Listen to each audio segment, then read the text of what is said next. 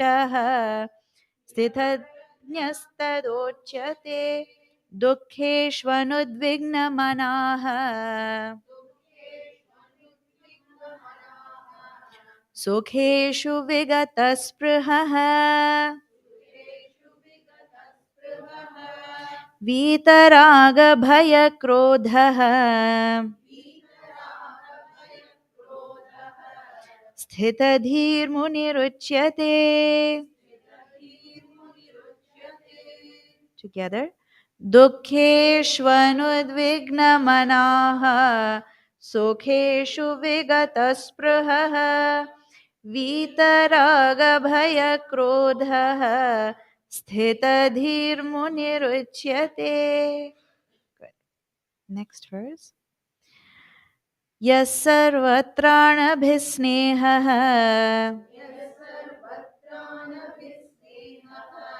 तत्तत्प्राप्य शुभाशुभम् नाभिनन्दति न द्वेष्टि तस्य प्रज्ञा प्रतिष्ठिता. प्रतिष्ठिता. Together. यः सर्वत्राणभिस्नेहः तत्तत्प्राप्य शुभाशुभम् नाभिनन्दति न द्वेष्टि तस्य प्रज्ञा प्रतिष्ठिता. So we've been seeing these, that the man of steady wisdom, one of steady wisdom, first and foremost, prajahati yada kaman, all desires have gone from their mind. That prajahati, this is interesting also because Bhagavan says what? He says, manasi pravishtan, all of the desires that live in the mind, manasi. Manasi means in the mind. See, sometimes we think, that desire is somehow some phenomenal thing, like it's just there. How some people really have interest in sports. Some people are not here because they're watching World Cup final.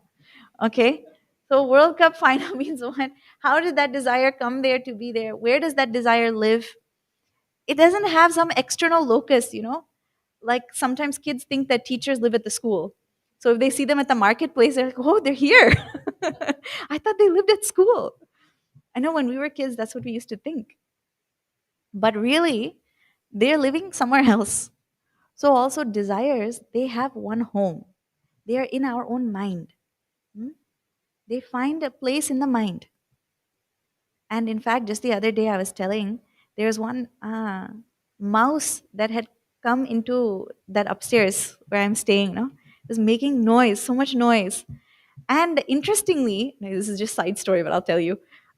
Interestingly, the guy came to put the traps, but that mouse got attracted to the trap and came into the kitchen.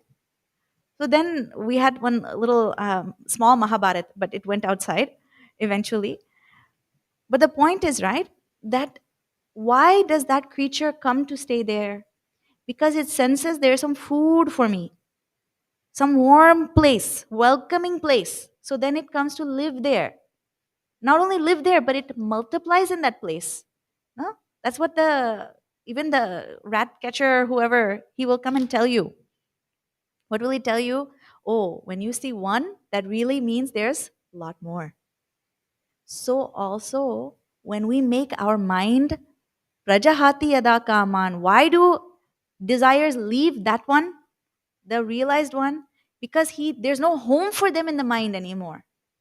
But we make our mind very welcoming to all desires. That is why we have alerts on our phone for Amazon. So it'll say, do you want this? I notice you bought that. If you bought that one, then you also want this too also. See, they know. Not only do they send the notification, but we also make our mind very susceptible. Oh yeah, I have that one in blue. I should also get it in red. All kind of things we have, right? So this is going to come now in these coming verses as well, that when we make our mind inhospitable place for desires, the desire won't come to roost there. It's interesting. Now, the more you are in satsang, anything that happens in our life, we'll attach it now to that satsang. When that mouse was there, I mean, at the moment I wasn't thinking about it. But afterward, when I was preparing for class, then it makes sense. So that's good. Then what? So in verse 55, this is the main takeaway, that one who is satisfied in the self, with themselves, then desires have no place for that in that one's heart. Hmm? It is like, and we said in the previous verses as well, when you have the ocean, are you going to be searching for a little pond or lake? You're going to be crying over some well. You know, in that there's one. I can't remember the name now, but there's one term in that Sanskritam for the water that gets collected in the hoof print of the cow. Anyone knows what that means? It's not gopura. But there's one word for that. That the little water that gets collected in the hoof print of the cow. Like that, we are searching for happiness in this world, huh?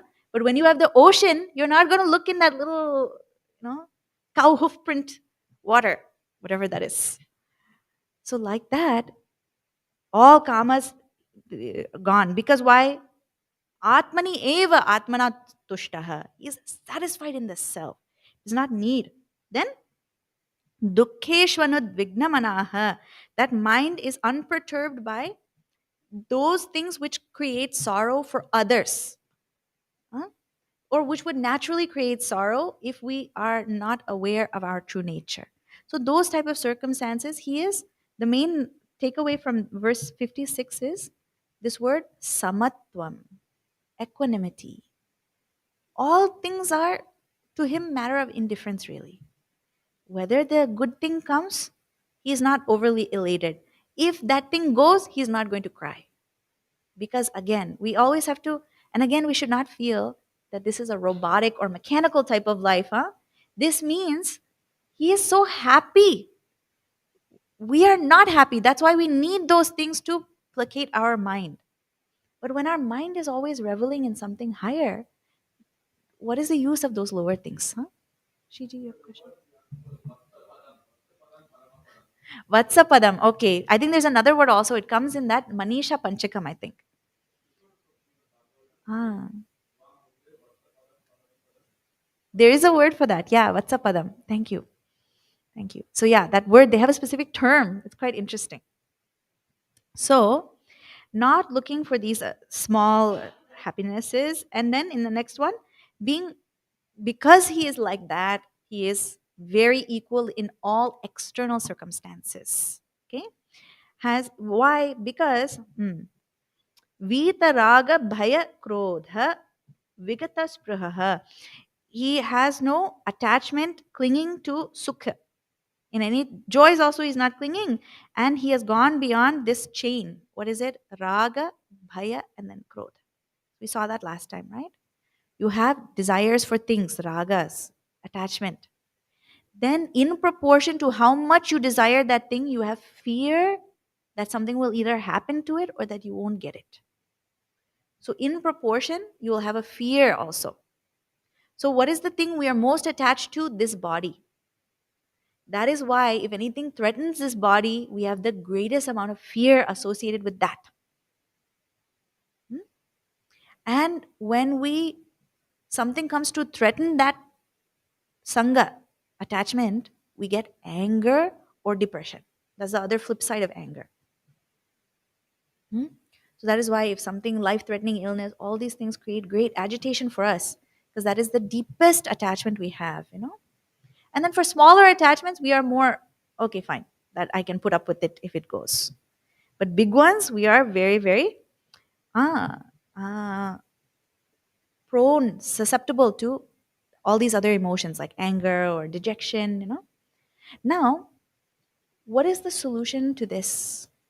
Why is that sage always, equal? We were talking about that in our parents' teacher study group this morning. See, our problem, what is our big issue? We look for solutions to our problems where the solution does not actually lie. Okay? See, for example, snake and rope example, we know. In the dark, you see a rope and you think it's a snake, we get scared. Oh, there's a snake. All right. Now, s- sometimes you go somewhere and you think it's a rope, but it's actually a snake. But that's a different scenario. Here, it is harmless, but we think, oh, snake is there. The other example that Gurudev used to give was ghost on the post. That's actually also from scriptures. There's one post there, and in the dark, it looks like a ghost. Now, there's different solutions we can apply to this problem. For the ignorant one, he sees the snake, he thinks it's snake, so he calls animal control. Go look up in the old days yellow pages. Now you can Google, where's animal control? Come, there's a snake in my house. You must come and get it. Okay, it'll cost you so much money. No, no, no, come and take it away. Or if you see ghost, some people will do all seance. They'll call somebody, black magic person, come and take the ghost away. Or these days, kids will say, call Ghostbusters. They'll come and remove the ghost. So we can apply all of those solutions. But the issue is, will those things actually make it go? No. What makes it go away? The knowledge that it is not a snake, it is rope. It is not a ghost, it is a ghost. It is the knowledge that removes the fear, not any other solution. In the same way, if our emotions are constantly getting the best of us, we are constantly going up and down in the carousel of life. How do we come to balance? One is knowing that thing outside cannot bring me happiness. And until I realize it is in myself, at least I must practice the sadhana of bringing that knowledge to my mind every time, even if something upsets us. Even the knowledge that, look, really in the long, real truth and in fact, this is not really how it is. Even that knowledge will bring us great peace and comfort. Sometimes even for big things. My old center where I had gone to Bala Vihar, my mother had one friend in that Bala Vihar, and she came and told me later. Said, "You don't know this." Her son was in Bala Vihar with me, and I had known that boy for so we had grown up together in Bala Vihar, and she told me, "You don't know, but in their family they had one other child, but there was one car accident, and the brother perished in that car accident." That Amma was talking, she said, only through Vedanta our family made it through this. Because even though we were talking about this, yes, we will still experience sorrows in life. It's not to say that through 1 week study of Gita, suddenly all sorrows will be gone. The point of study is that even when something so difficult comes into our life, the knowledge that there is more to this, what is happening, that also gives us comfort and ability to move through the difficulty. Huh? That's what she meant. Not that it solved that problem. That's child. Great sorrow will be there. But a way to move through it and to use it to fuel sadhana. Because you know what happens when we experience great sorrow? It can be fuel for sadhana. Hmm? Because ultimately, whether under good circumstances or difficult circumstances, all of us have to say goodbye at some point, yes or no? Hmm? That's why it's important to keep that we should take up these sadhanas even now. Okay? So remains that bhaya, krodha, he is able to go beyond them. Why? Because he knows truth, and in fact, this external body is just an appearance. Huh? We are the witness, consciousness, existence beyond that. So even the things that we find very difficult, he's able to balance all of those things. Hmm? All right. Good. So now we'll see the next verse. This is 57. This is where we left off now. Yes, sir. We chanted this one. Never mind. Sorry. 58 and 59, the next two. Okay. So, yes, sarvatran abhisneha. He is able to go anywhere. That one. He, who, or they, who, whomever. Yaha is neutral pronoun actually. Yes, sarvatran abhisneha. He is able to go anywhere in the world without getting agitated. Hmm? I had once asked Guruji, how do you see world? Guruji said, whatever I see, whether it is even war or it is great temple or satsang, all of these things, I see Bhagavan in everything. I see that. This is the vision, no? So when that is the vision, one is able to go anywhere in the world and be effective in every situation and get bogged down by no situations. Whether that person is insulting, whether that person is praising, everything. Able to move through the experience without getting any attachment. Sometimes we get attached even to yelling at the other person. How could you insult me? So it's not just that we're attached to good things, huh? We also get attached to that's why they call them pet peeves. Have you heard? Pet peeve. Everyone has their, pet annoyances. So my sister, she always gets annoyed because if my feet are cold, I'll put them next to her. I said, why do you always do that? Your feet are always cold. That is her pet peeve. So there are certain things that we are our pet annoyances and grievances. I don't like it when the sponge is damp. You have to squeeze out all the water in the sponge and then keep it there. Everyone has that, right?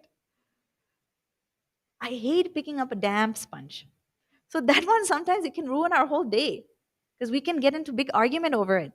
Haven't I told you 1,000 times about the sponge? So how even in small things we can become attached to both sides.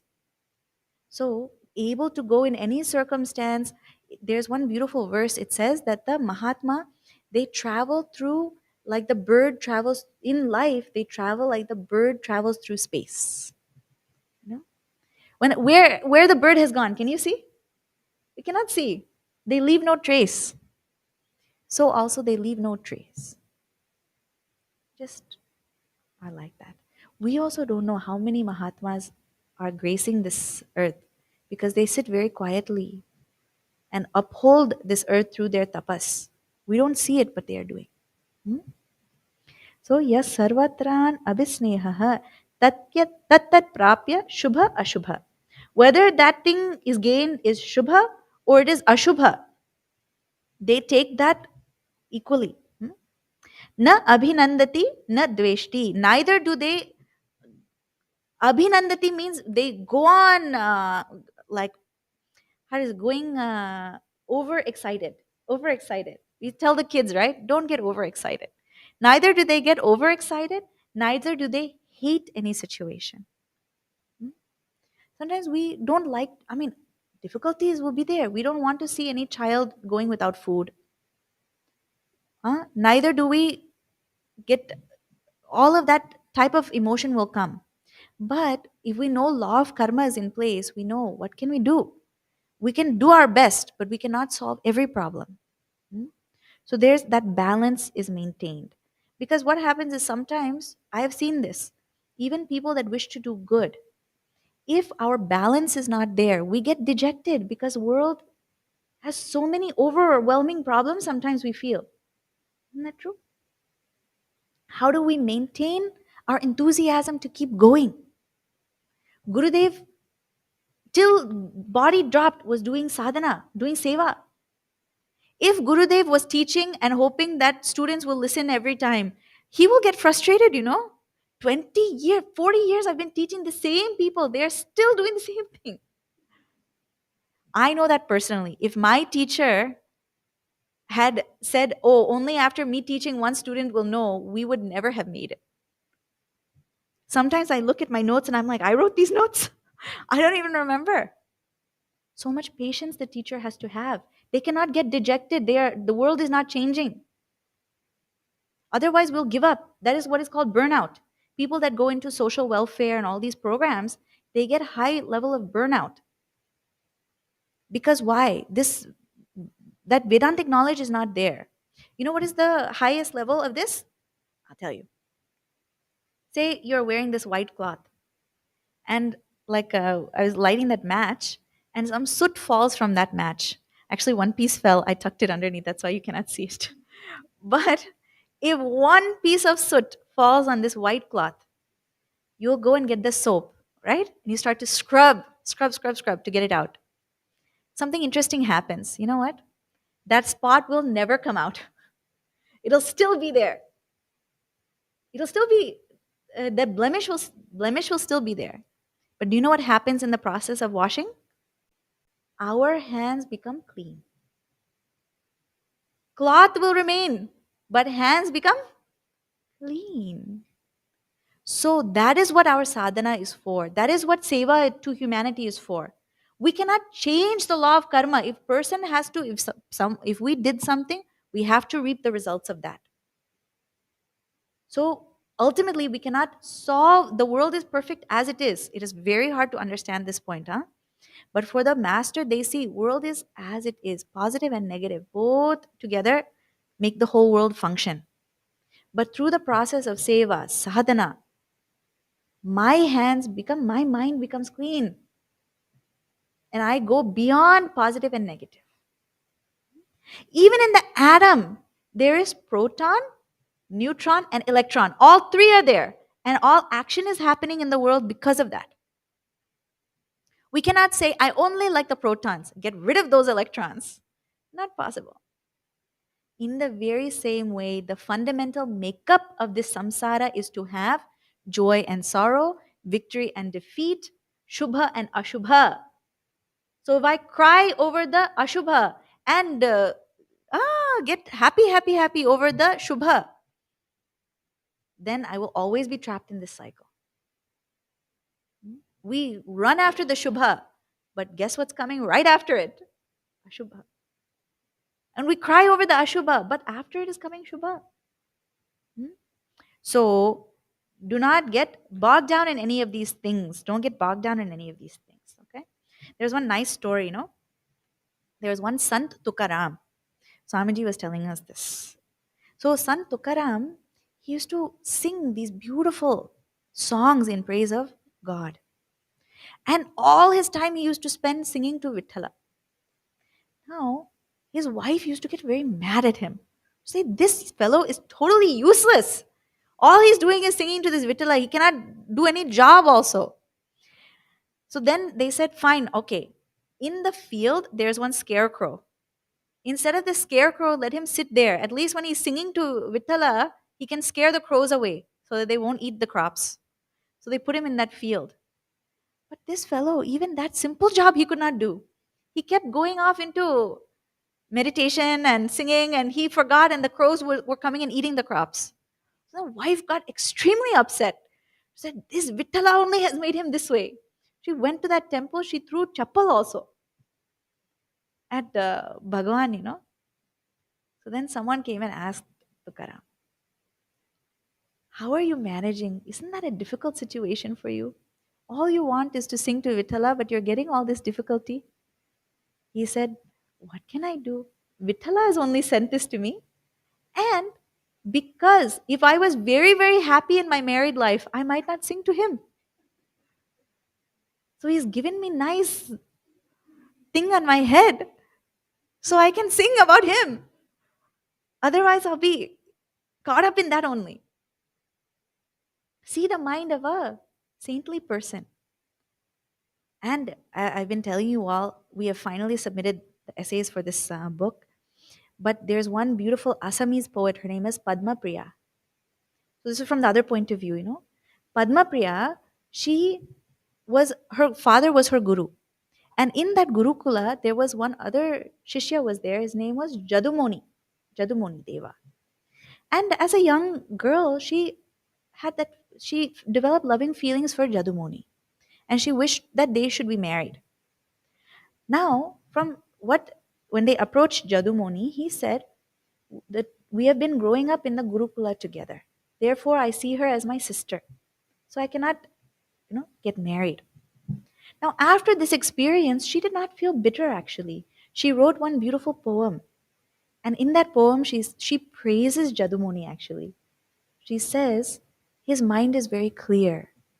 And because he was able to give this perspective, I also was able to rise in my devotion for God. Because he saw what is the higher goal. So, like that, she took a difficult circumstance and instead of becoming dejected, she grew in her sadhana. So, this is what is meant, huh? This is how we take it up as our sadhana. That whatever circumstances come, let me think, how can I turn it to God? See, mouse came into my apartment. I said, okay. This is how desires also come in the mind. So, like that, we can turn all these experiences, into higher sadhanas. All right. So, very beautiful. Now, next, these verses, very, very famous. We will start them and then we will see also next time. Yada samharate chayam कूर्मोऽङ्गानीव सर्वशः इन्द्रियाणीन्द्रियार्थेभ्यः तस्य प्रज्ञा प्रतिष्ठिता. Chant together. Yada samharate chayam कूर्मोऽङ्गानीव सर्वशः इन्द्रियाणीन्द्रियार्थेभ्यः तस्य प्रज्ञा प्रतिष्ठिता. So this one very famous verse, it says yada, just as or like when kurmaha is the tortoise, anga, all the limbs of the tortoise, iva, like the limbs of the tortoise are samharate. He is able to pull them inside. The kurma, he pulls inside the limbs, okay? Sarvashaha, from all directions. Sarvashaha means in all, all four limbs come in at once. Even the tail, I think, goes inside. That, in that way, so also this wise one who is established in wisdom, prajna pratishtita, that one he is able to pull the sense organs, indriya, indriyarthebhyaha. Indriyarthebhyaha means the artha, the objects of the indriyas. He's able to pull it away. He pulls away the senses from the sense objects. Okay? So Gurudev gives one example here. He's talking about what is the theory of perception according to Vedanta or from our tradition. Here's the theory of perception. Imagine there's like a pot, okay? And in the pot, there are some holes poked in the pot. Or even during Halloween, they have the jack-o'-lantern, right? So they carve that lantern. And inside, they put the lamp, okay? Then what happens? The lamp that is inside the lantern or inside the pot, the light shines out through each of the holes. Yeah? Fair enough. Now, here's something interesting. If you were to have a row of these holes and you put your eye next to each one, what you see out of each one is slightly different. The angle is different. Okay? The same vision is not going to be seen in each one. In fact, even right now, if you close one eye and you close the other eye, the two eyes have slightly different vision.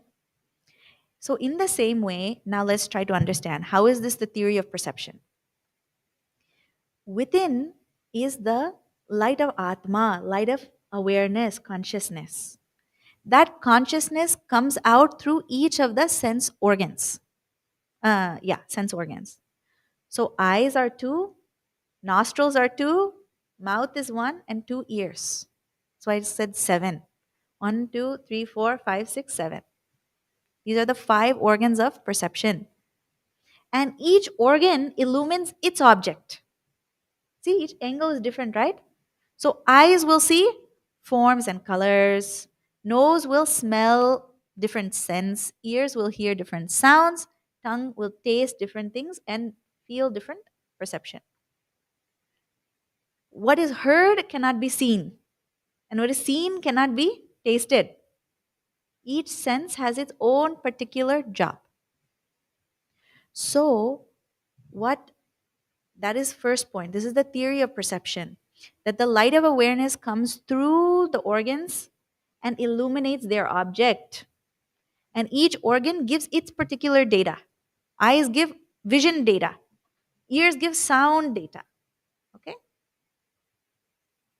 If you are wearing very strong headphones, loudest noise will not disturb the eyes. It can only disturb ears. So these senses are constantly going out and perceiving different objects. Now, what happens is whatever is attractive, that it gets drawn to that object of attraction. And it's very hard for us to pull away from that. That is why we keep on saying we have to be careful how kids are using technology. Because in the technology, they build it in such a way, they make it so attractive that it's very hard for them to look away from that. That is why even the notification button comes in as red color. When you see red notification, it's very hard for you to do something else. You must check it. That is why they don't make it blue or pink or yellow. They make it red. Huh? Because eyes are drawn to it. So it is very hard to detach our senses from that. But one who is very established in knowledge, one who has practiced for a long time, they are easily able to withdraw. It is not an effort for them. Hmm? I was telling that when I was in college, my roommates, they liked music, so they used to go for concerts. I never used to go very much, but because they were going, they took me along. It was nice. But at that time, and then I was listening to music, all these things. But when you learn how to appreciate silence, then you don't even, you are easily able to withdraw from those situations. Even if someone offered to take me to the Macy's Day Parade. No, I don't want to go. Unless I can hold one of the big balloons, I don't think I want to go. Because there is just, it actually becomes more of a drain to be in an environment where so much humanity, noise, a lot of rajas and tamas is there in those activities. A lot of rajas. So when you are more used to silence, it is easy to withdraw. So in the same way, for one who is totally established in knowledge, it's easy for them to withdraw from all the things that agitate the mind. Okay? So this is a very beautiful sadhana. And another thing to point out is, why does the tortoise withdraw its limbs?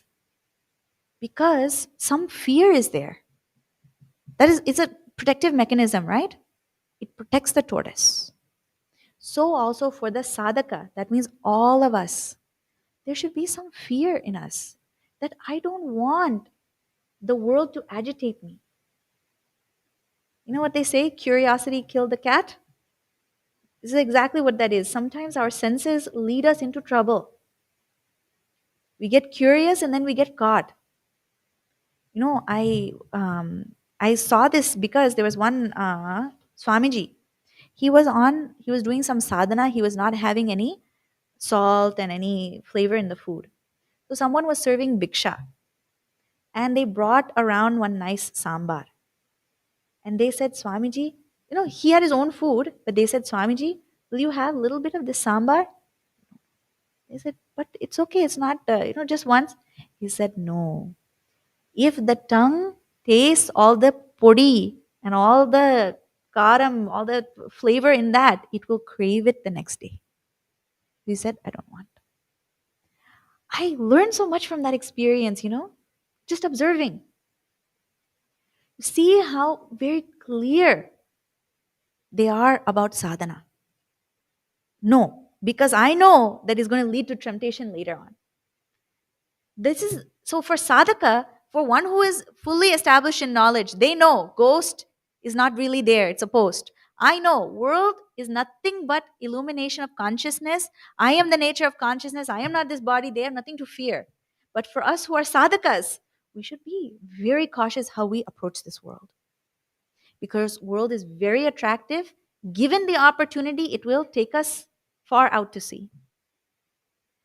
But if we are intelligent and intelligently withdraw when required, then we remain peaceful. Hmm? Don't get mixed up in all other things. We should be very focused on our sadhana. Okay. So we will see more next year in 2023. Okay. Now, does anyone have any questions? They have any questions about anything? Yes, please ask. Any specific sadhana?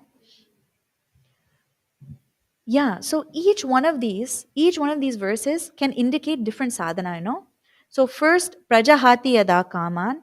First one, these are more, okay, there are some sadhanas that are very obvious, right? Like we can do japa, that is a physical practice we can do. We can do puja. So these are um, kind of regimented practices, right? But there are also sadhanas, subtle sadhanas, that are more about attitude and behavior. So, having the attitude of, I want to entertain fewer desires. I want to go out a little bit less. So, I used to go out every Friday night. Let me say, okay, instead of every Friday night, let me spend one night home, one Friday at home, next Friday we can go out. One Friday at home, next Friday I can go out. Like that, intelligently start to curb some of these things and to have an attitude of, I don't need to go out to find happiness. I don't need this anxiety. Rajahati. So some of them are more subtle. Or even this intelligently withdrawing. Oh, that television show, I really like that television show, but all it has is violence. Let me watch something else. Or let me replace that with some satsang. These are all attitudes. So, first, I should have the wish that, okay, let me practice this. It's not quite so regimented, right? It's not like a five-step puja, but it's more of a attitude that I bring to my daily habits and behaviors. So, both of them are possible.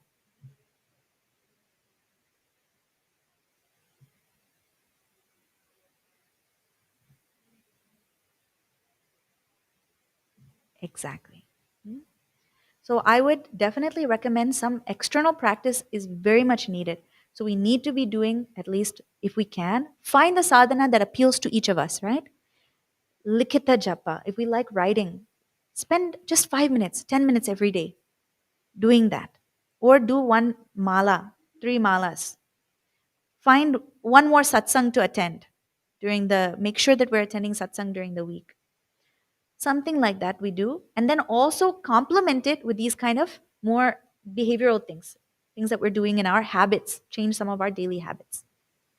It's a good question.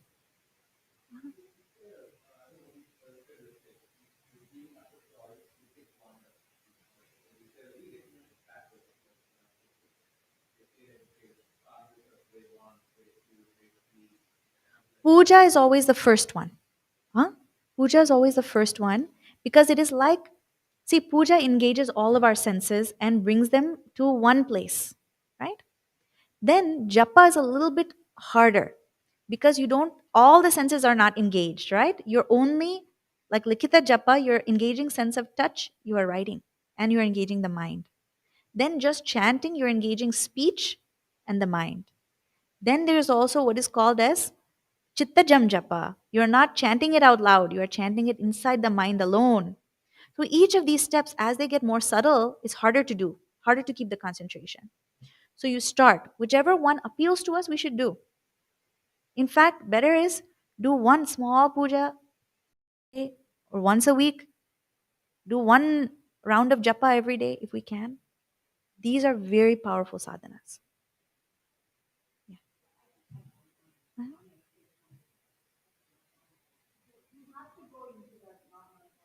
Yes. Okay.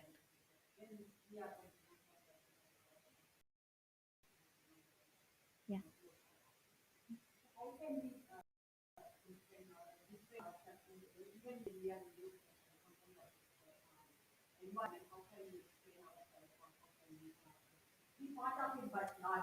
Yeah.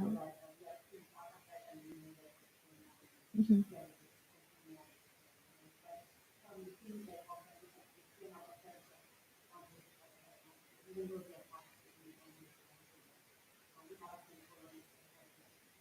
Yes. Now, sometimes I think the biggest, by withdrawing, we become less effective.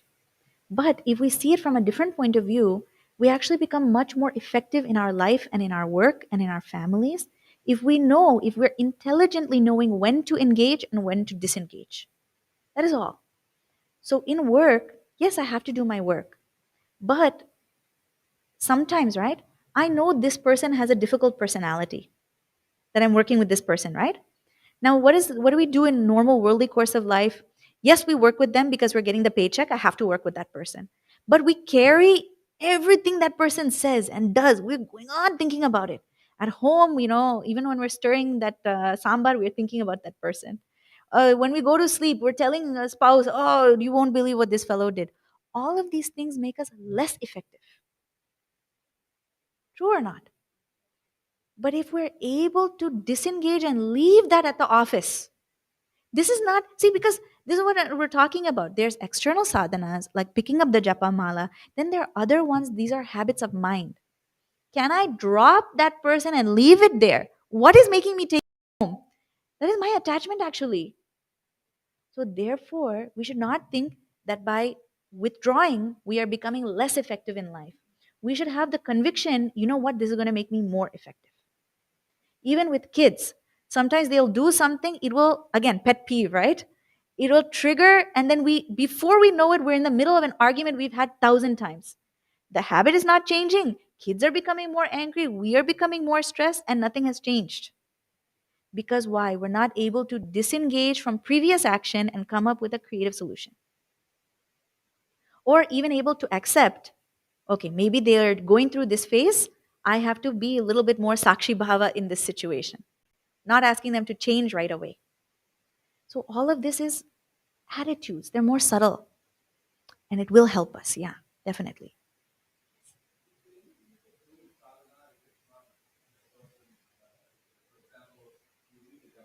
Uh-huh. Yeah.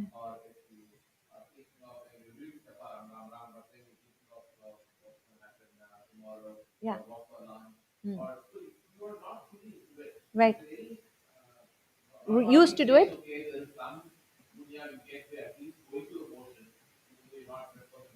Uh-huh. Yeah. Right. So this is a very good question, huh? Okay. My friend, she went into medicine, and she told me something interesting. She said, "Do you know that in hospitals there are medical teaching hospitals, right? What is a teaching hospital? The students, they will finish their medical program, they come to that hospital, and they start to do procedures. They get to learn in that environment. Now, when they first come on board, there's actually a rise in some like issues. Well, there's a in initial period when they come on board, there's actually few more problems because they're new students, right?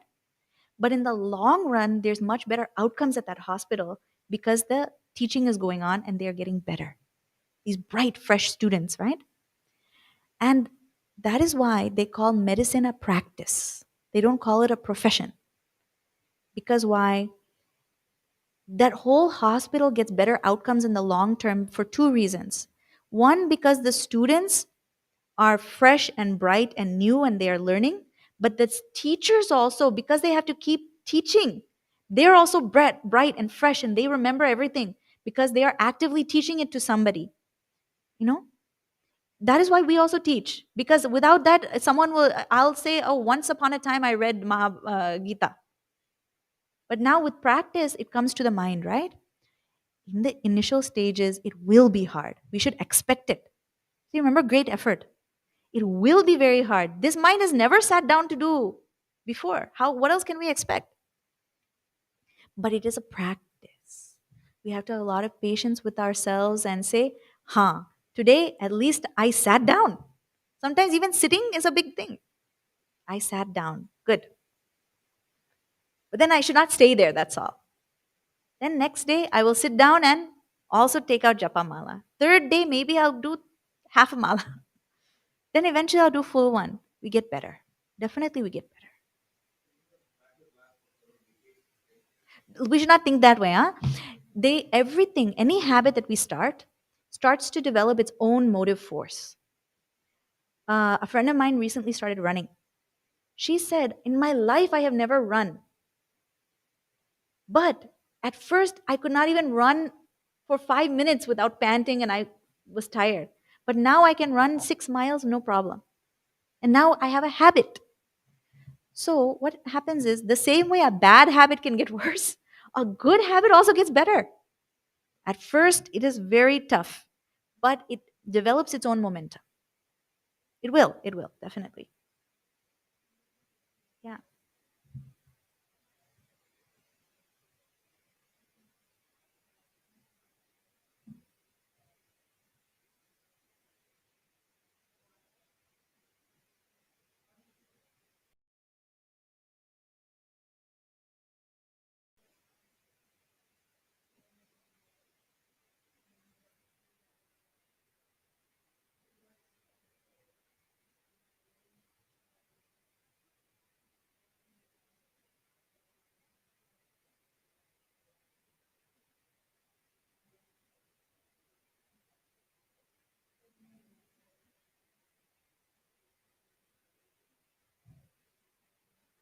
Mhm.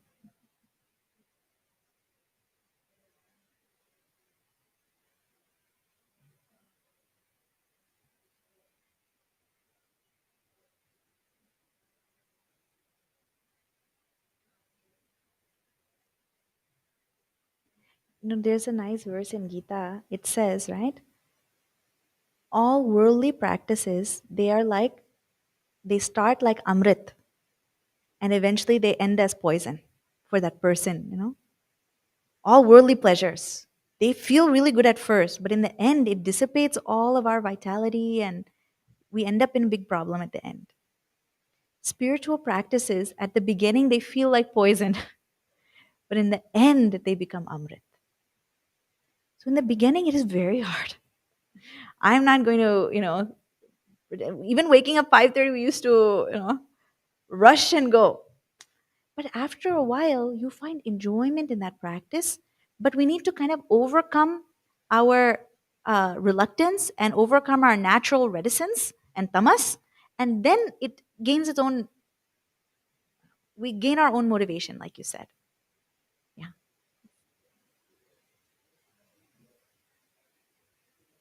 Uh-huh.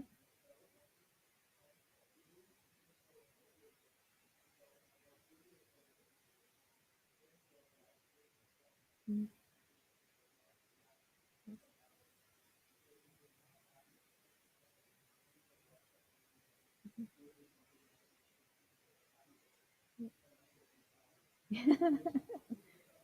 Right. Yes. Yeah.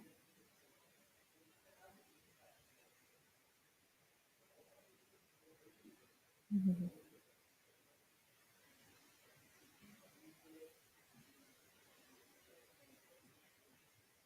Yeah.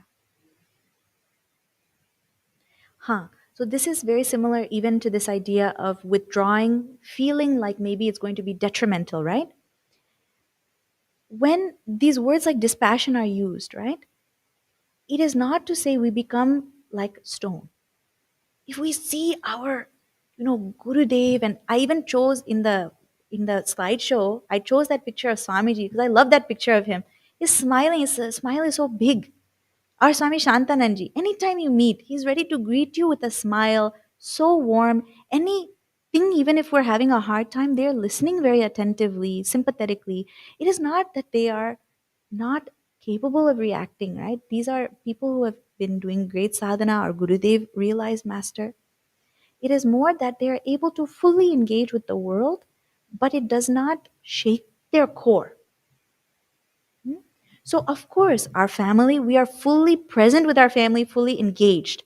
But what happens is, as we're going through our sadhana, first of all, let us not worry about Mahatma stage. When we're close there, then we can worry. We need to start, that's all. One. And two, we'll start getting good feedback in our own life about how it's helping us. Then that doubt will also go away. Because, you know, even when I wanted to go to the study, this is something conversation we had with my parents also. It is not that we want to love family any less. It's that we want to love all things more. Huh? We want to have great love for all things. But right now, even within our family, there's not harmony sometimes because we are not fully clear in our own self. So to gain that clarity, then it brings great joy, and a joy that is deeper than a superficial reaction to some circumstance. That is what is meant there. Not that you don't feel joy, it's that I have an inner wellspring of joy that I am bringing to all my situations. And of course, I'm going to be sympathetic. I also become more sensitive when other people experience sorrow. Hmm? Otherwise, it's very callous. If it's not my sorrow, it's your problem. No, but to be effective in life, these sadhanas actually make us much more effective. Hmm? So we shouldn't think that it's at odds, but more we should see how it can bring richness to that family life, richness to even married life. There's so much. All of it is one path. Yeah. Yes. Uh-huh. Yes. Yeah.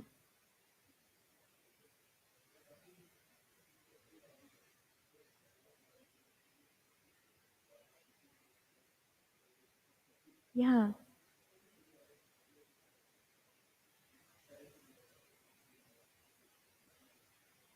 You know, this has been coming up, and even Swamiji and I were speaking about it. I think it'll be good for us to incorporate some aspect of like just life, our own life skills kind of thing at the end of every class, because it is really important. See, one thing we used to see in the school, in the Vidyalaya, is sometimes child will be engaging in some wrong action in the class. When the teacher tries to correct the child's behavior, the child starts crying to parent, and that parent, out of attachment, they will come and get upset with the teacher and the administration. Now, see what happens. My attachment to my child and their sorrow makes me an ineffective parent, because we think child should not experience any sorrow. But the truth is, if they deserve, or if that legitimate consequence is going to help them develop better habits, then they should experience that. It's not easy for them to do dishes or clean up after themselves. So we think, I will do it, I will do it. No, we must give them some tasks around the house. At first, it'll be difficult for them, but through it, they become independent. It's so much, especially in our um, families, we are seeing that these children end up with very little self discipline because parents don't want to give them any friction. But then they become so selfish that they also become ineffective as adults, you know? Then, so I have seen that at all stages when the children are little, and then what happens to them when they become teenagers and college students and then get into married life. I've seen. So it is very important that we incorporate these things and to become effective parents. An effective parent, Gurudev, I think I gave this example before. He said they have to be like the potter. The potter has the pot on the wheel, right? He has one hand on the inside, and the outside he's tapping the pot into shape. So he said this is how parent has to be. They have to give their child unconditional support, and when required, keep patting to keep the shape. Otherwise, it'll go any direction. So there should be support and also discipline. If those things are not there, we have not effectively done our job as parents. But also, we have to be very clear. When should I apply discipline? When should I let go? When should I relax? All of these things. It's a balance. Life is an art. Living is an art. That's why they have the Art of Living book. Yeah. This is a good question. Any other questions?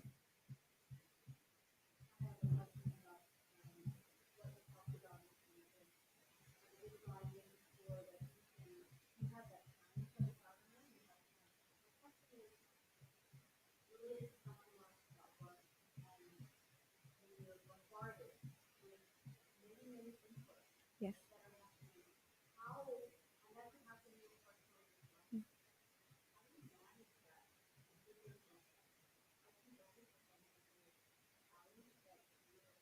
Hmm.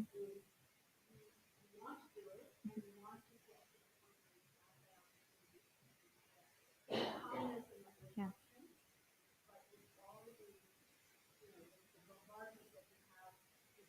Yes.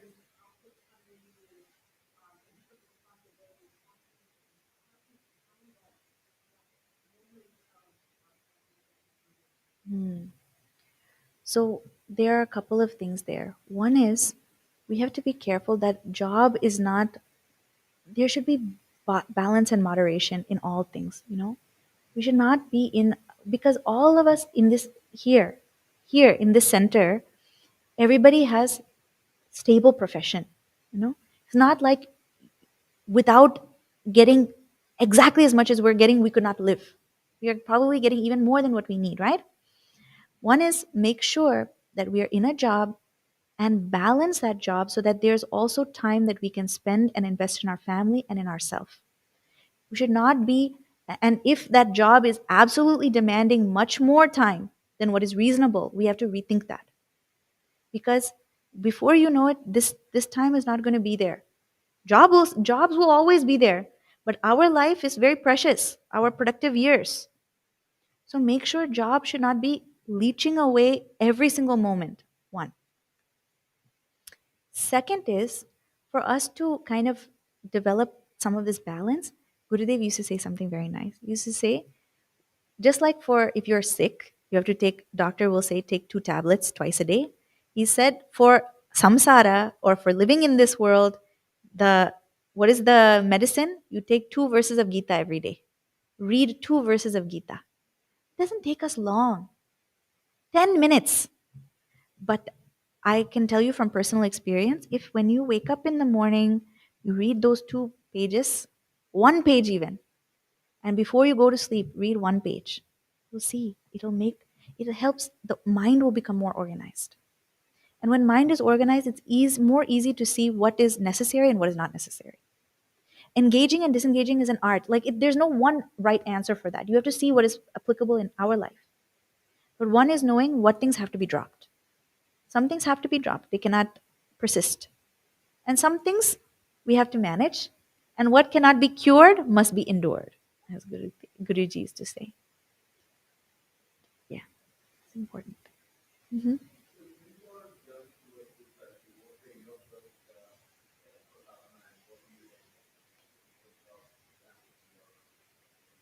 Well, this one was one. I I started reading just in the morning, 1 page, 5 minutes, evening 5 minutes. I told myself at least that much I can do, no matter whether I'm in college, no matter how much other work is going on, that I can do.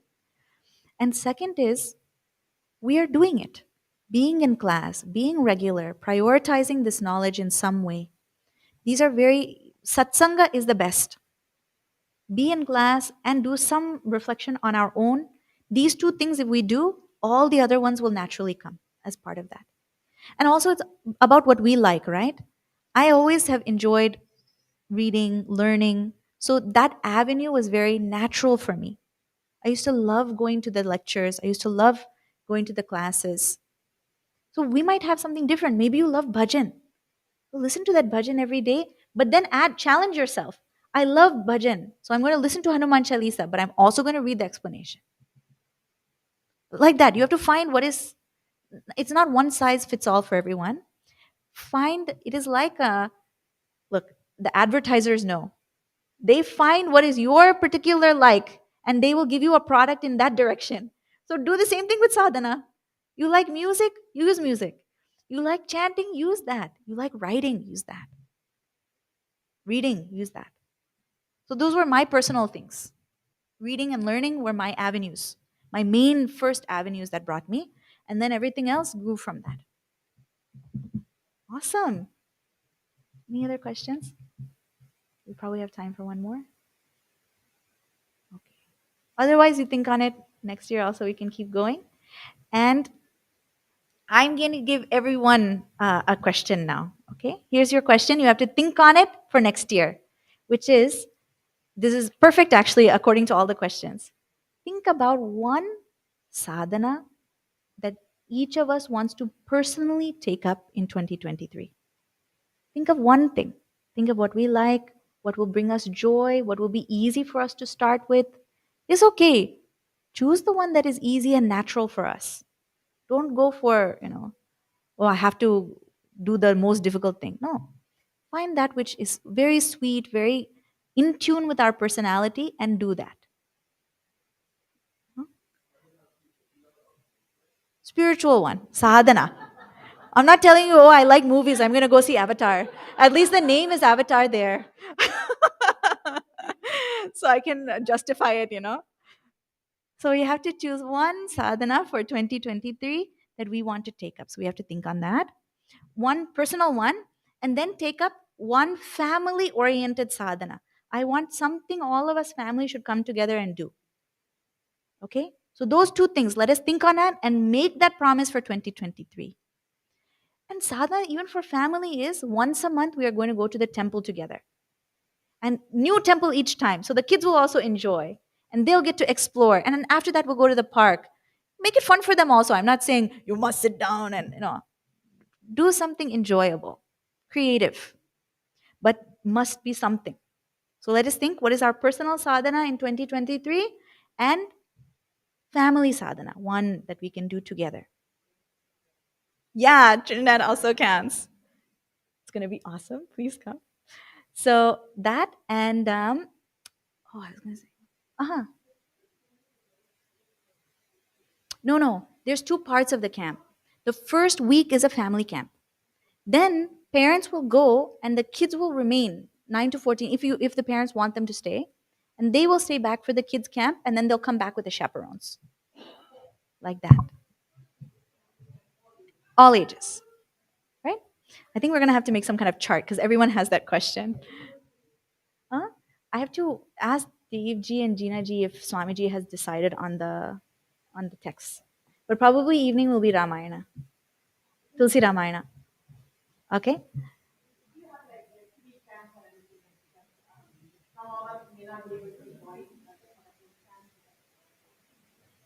But come a few days before? That's possible, yeah. There's actually also a chick camp that's going to be happening 3 days before. But so if you have any chicks that want to come, we're going to get that information for you all. Yeah. Oh, yeah.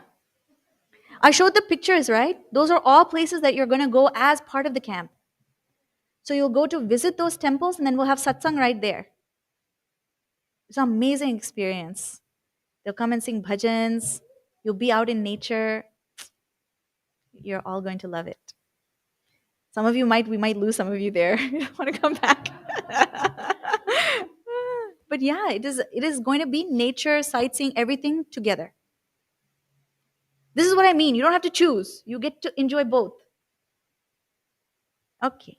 All right. So happy 2023. Please have a safe and happy holiday and we will continue. Nothing, we're not stopping, right? Please continue and we'll keep on going.